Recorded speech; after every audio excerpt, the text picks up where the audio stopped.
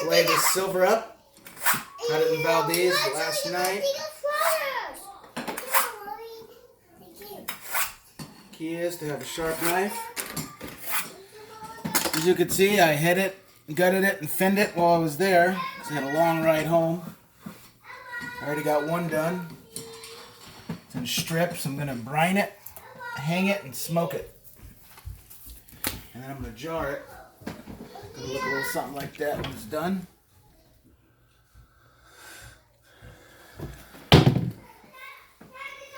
It's a simple process, but it's good to have experience.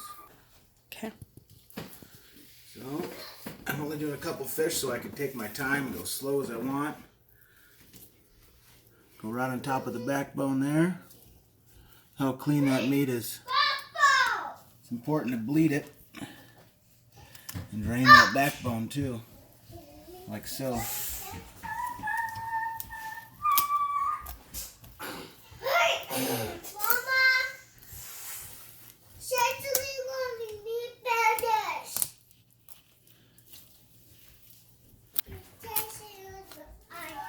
Christ.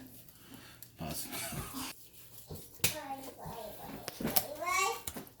It's a nice fillet of silver right there. Kind of messed up going into it. This side will be a little bit better. Should be.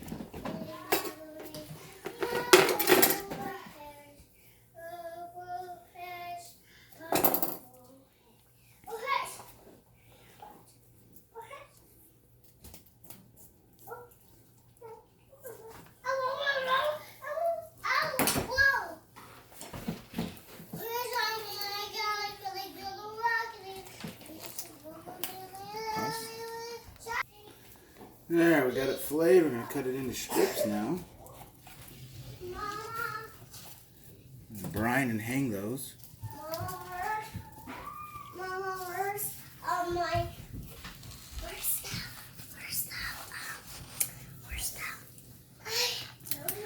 hair clip?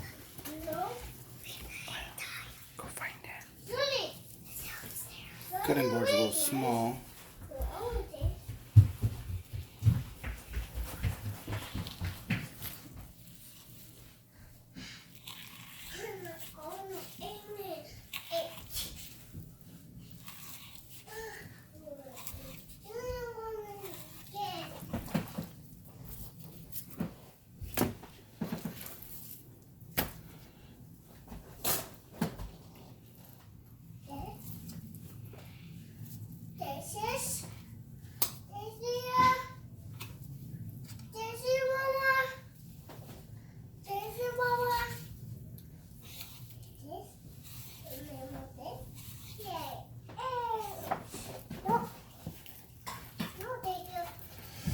This fish is a little soft for some reason. Sometimes silvers do that. I think they're hatchery fish, so not always going to get a good product, but very edible. Still good for you.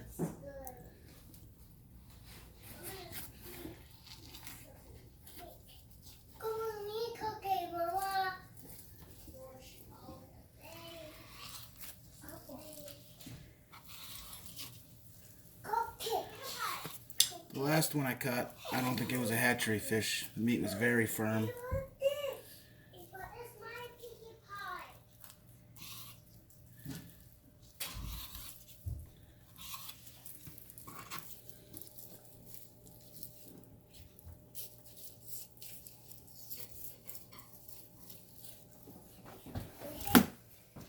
Alright, I'm only doing 2 today, so it's the last one. Very thin stomach on this one.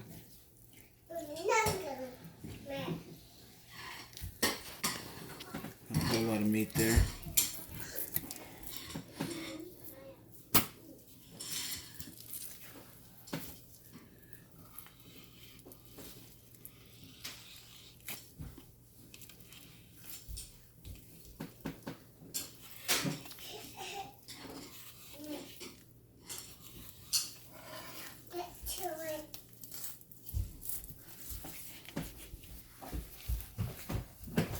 Yeah.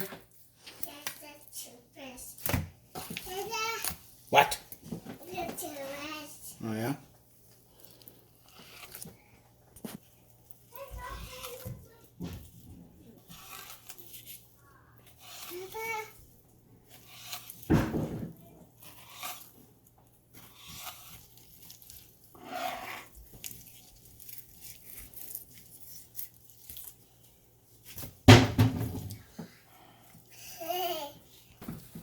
I snagged them out of the ocean. That's where I snagged them right there.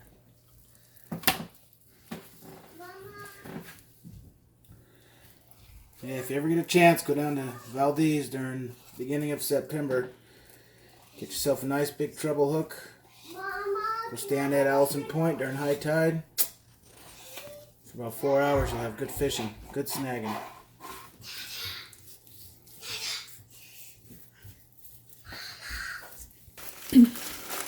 Now I'm making my brine up. I'm going to use a gallon of water, 2 cups of brown sugar, a little over a half a cup of salt. You can add just about any seasoning you want, but just don't add a lot. Basics are salt and sugar. Do just fine. That salt, if you add too much, your fish will come out really salty, which isn't bad if you like salt, but not a lot of people do. So I've gotten a lot of complaints when I've oversalted my fish. You don't have to use a measuring cup. A lot of people can just eyeball a cup. Like this is about a gallon, I would assume. I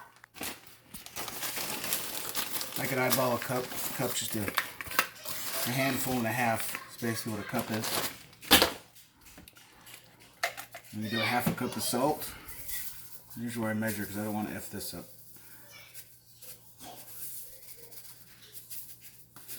Make sure you use non-iodized salt when you do it.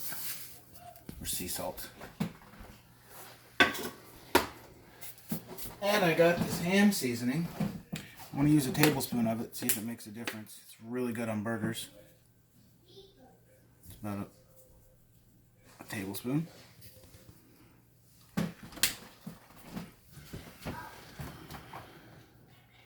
I'm going to put a little bit of pepper in it.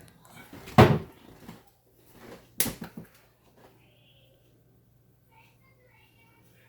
little over a tablespoon, maybe a tablespoon and a half. Keep that water nice and cold.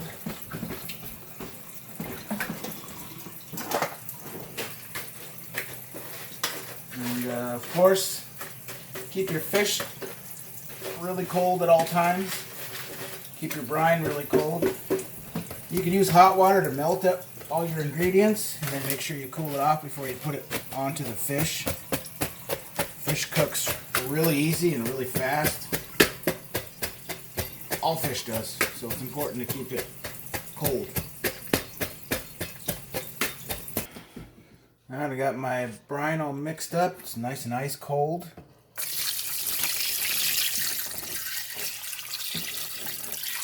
Throw it on my fish here.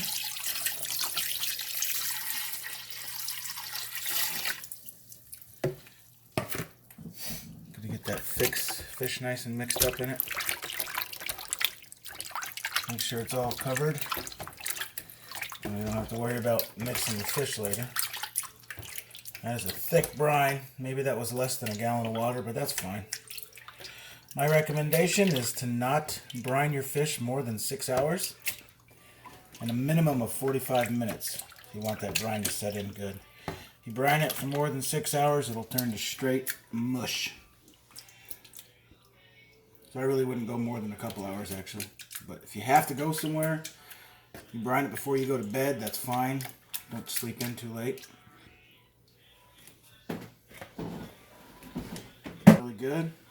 We're going to put a lid on this, and we're going to throw it in the fridge. I'm going to do an hour brine, and I'll get back with you later.